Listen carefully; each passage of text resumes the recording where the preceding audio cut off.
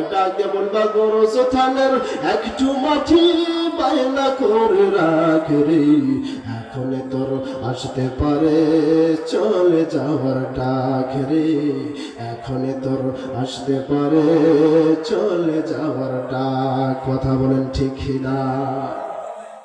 সবসময় আপনাকে আমাকে কি করতে হবে? গোরস্থানের মাটি বায়না করে রাখতে হবে, কারণ কখন আমার মৃত্যুটা এসে যায়, কখন জানে আমাকে কবরে রাখে। এই জন্য 24টা ঘন্টা সব সময় মাওলা পাকে স্মরণ থাকতে হবে, আমি কখন জানি মরে যাই, আমি কখন জানি মরে যাই, আল্লাহ আমাকে মাফ করে দাও। কি বলেন?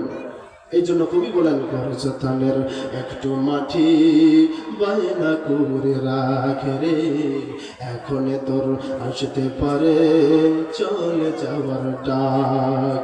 আতর গোলাপ সুরমা চন্দন, আতর গোলাপ সুরমা চন্দন, কাফন নামের দেহ বন্ধন, আলমারিতে রাখ রে তুলে, এখন তোর আসতে পারে চলে যাওয়ার ডাক রে, এখন তোর আসতে পারে চলে যাওয়ার ডাক। কথা বলেন ঠিক কিনা?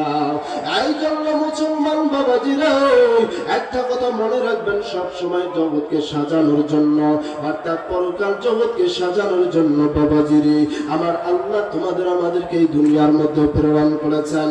এই দুনিয়া সাজানোর জন্য নয়। আল্লাহর নবী সাল্লাল্লাহু আলাইহি ওয়াসাল্লাম বলেন, আদ-দুনিয়া সিজনুল মুমিনি ওয়া জান্নাতুল কাফির।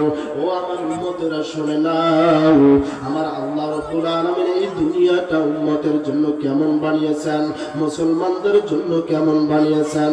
আল্লাহর নবী বলেন, আদ-দুনিয়া সিজনুল মুমিন, দুনিয়াটা হলো মুমিনদের জন্য কয়েদখানা। বলেন সুবহানাল্লাহ। মুমিনদের জন্য কি খানা? কয়েদখানা।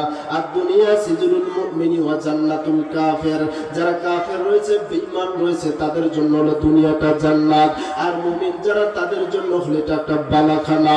এখানে বান্দারা কষ্ট করবে, এটাই স্বাভাবিক।